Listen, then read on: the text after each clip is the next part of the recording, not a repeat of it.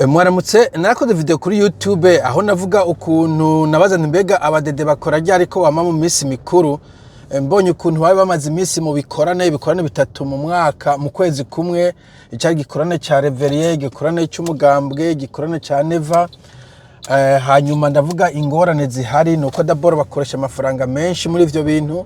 Hanyuma bata umwanya ujya mwanya ubo baye bari muri office bariko barafasha abanyagihugu canke ibintu bashize gukora, hanyuma bagatesha n'umwanya abandi abanyagihugu bajya bavuza ingoma, bajya baforosa ngo bahagarika amashure n'ubuzi n'ibindi ngo baje kuba sanganira canke kubavyinira canke guparticipa. Bo ikindi afite vyerekana ko menga igihugu ni nkana gikoresha terme y'ibihe bane baza kukumbe ntagomba gukoresha umenga turabantu tudafise ubuseruye, umenga nta bibazo dufise, umuntu yaramari mu mvyino n'umuntu ibibazo vyaheze. Burundi ufite ibibazo vyinshi kugira ngo wirigwe mu bintu vya sokweneruze, numva ko ubu uri kuratakaza uwo mwanya. Mbo rero nasanze undi muntu yambwiye ati bon burya no kuraba no mu banyagihugu naho niko bimeze. Naho nyeje nimaza ko nobona yigeze kugira ikiganiro daro passé yaho usanga abanyagihugu natwebwe twa mu minsi mikuru, mu bisanzwe mu bihugu vyinshi usanga imisi ba celebrating ari mike cyane, ariko na cyane cyane mu celebrating bakabikora ico bita low key, bakagira ibintu vyiciriritse. Dufate nk'ibintu vya birthday, anniversaire. Jewe nakuriye muri Iran haniyo twa celebrating ku munsi twavukiye n'abatwa batuzi. Anniversaire de mariage niko kuko, ibintu vya graduation, ibintu nk'ivyo ntabwo batumira abantu indiri umuyoro, usanga ari famille abantu bakeyi. Rimwe hani gihe baja muri restaurant isanzwe nyene, kumbura kafisa agakendo canke restaurant zishobora kwakiriza kendo akabuji, bakavuga ati uyu munsi yari birthday, yari honeymoon, ikindi cyose uri kura celebratinga. Okay, honeymoon sivyo mugabo ukakora ibintu biciye bugufi. Hanyuma n'iyindi misi ukoze imwe ukayihoza nka je birthday ndazihoza, iyindi ugakora ibiciye bugufi bihuraranye n'uburyo ufise.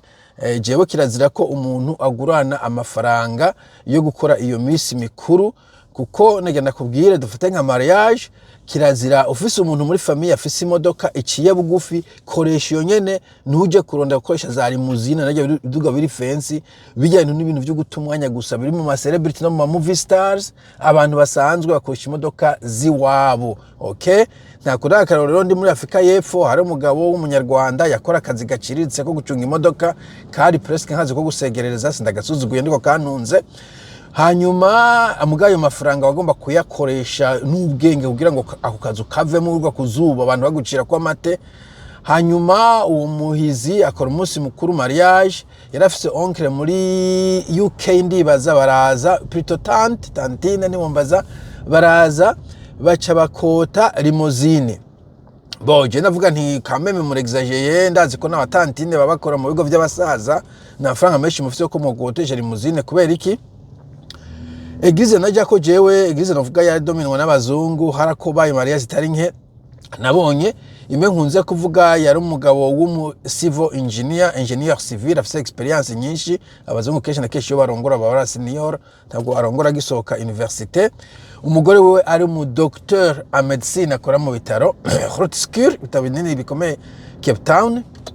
Donc vyumvikana ko yari couple ihagaze neza, bava muri famille zihagaze neza, ta muntu akenye.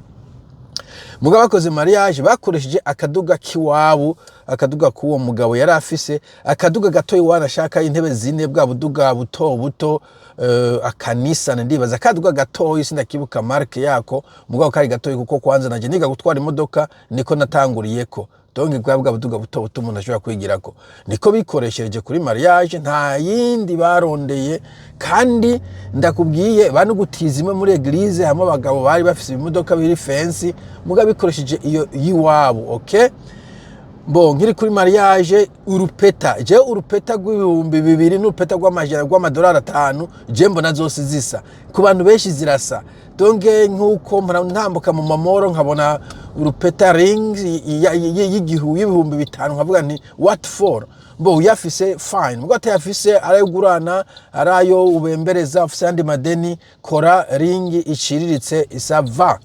dress n'ikoti barakota, okay? Hari undi muntu yagize mariage muri South Africa nyene w'umurundi, kubera abarundi nyene bagaspia canke batazi nyene bakora economy, baterateranya amafaranga kumugura ikoti. Vuga no, ikoti wambara umunsi umwe ya mariage, kuko nta muntu yo kugurira ikoti uzokwambara buri munsi. Turiko dutera kuri mariage, turiko duterera kuri kumisa uzojamo inyuma ya mariage. Ikoti urayikodesha, kumbure nimba koti woyiguze 1000 uyisoneshereje, mugabo za kuyikotesha ni 100, bika 900 ukotesha icyo 1000, ukora iyo mariage, hanyuma ni ikoti ukwambara uzoyigura undi munsi, ntuyigure mu mahera uterejwe n'abagenzi. Bo ngiri kuri uwo muntu nyene muri South Africa anyihanganire cyane, je no muri committee na censoka kubera batari raisonnable, ntangwa bavuga ngo akeneye ngo amahera ya honeymoon canke miss Will de miel, niba bareke barayita honeymoon, lune de miel. Bo honeymoon en fait uyikora uko ufise amafaranga, udafise amafaranga ugiye mariage ugataha muhira mugasubira ku kivi, okay? Ico gira bataga kuvuga ngo bateratanya amafaranga ya honeymoon, je naciye nsohoka. Okay, sinasohotse mugabo nari cecekeye. Kirazira ko ukora honeymoon udafite amafaranga yo kwigura, ku mafaranga uranye, ku mafaranga uterereje. Ni nkuko wofata basically ukava muhiri wawe uba mu Kamenge canke mu Kinama, ukavuga ngo ino ndwi twe na madame tugiye kuyipasa muri hotel Albatros, sinza amahotel akomeye Bujumbura, ino ndwi tugiye kuyipasa ni mu nterere. Wumva ivyo biri raisonnable? Kuko usitoke muje kuba married muri couple, nico kimwe nuko ukuyivumbura rimwe ukavuga uti bo jewe hano mu Kamenge ndaharambiwe, ino nzu tubamo mu bwiza mu Nyakabega si nziza, ndagiye kumara ukwezi canke indwi imwe hani muntu ziba short ahantu canke i Mombasa, mugabo n'amafaranga ntereje cingurane. It doesn't make sense, okay? Honeymoon bo sinzo umuntu yambwiye ngo hageze gufoma umuntu aho nyene ngo babwira fensi dodo, umuntu yapfuye nubwo ugira fensi byavuga ngo ukuta kurusha imva, reka da, imva zirangana zose ni buri muri ubutaka ntavyo. Donc gufoma umuntu mufoma na gateka, mugabo ntiwishire mu madeni kandi ntushire abantu unushire umuzigo ku bantu y'ibintu biciriritse, nturabe by'abandi bakora, kuko abandi byo bakora kandi wumva bakenye na ucukena. Nibuka nyambari Dave Ramsey ni umunyamerika avuga ibintu vya financial advice, avuga uti ugumye ukora uko abandi bakora comme normal uzoba broke, uzoba ukenye nk'abandi comme normal, utuza kuba umuntu udakora ivyo abandi bakora, baranagutwenga ngo uni gipinga uyu muntu nta celebratinga. Je niko bambwira muri South Africa, meki rira le dernier. Okay, cyo gifaransa kibi. Donc gerageza ugabanye ibintu byo gusesagura muri famille. Bo igihugu cyo nakivuze ko kandi nibaza ko beshi mu Burundi buje bijya bakora by'abarundi bajya abapolitisi ko yasa amafaranga yiwabo na amafaranga ya leta, ikindi barayibamo amafaranga bakayabika bakayajya iyo bagiye gukora umunsi mukuru, azarajya turako tumatahana muhira. Wewe iyo rixe ntayo ufise, wewe amukosha amafaranga yiwa na y'umuryango na y'amafamiye n'ababagenzi. So gerageza ukora ibintu biciriritse, imisi mikuru imwe uyihoze, ibintu byo gucelebrate mu ntege secondaire ajya n'amafuti mu ntege secondaire, nta kintu nakima hejeje.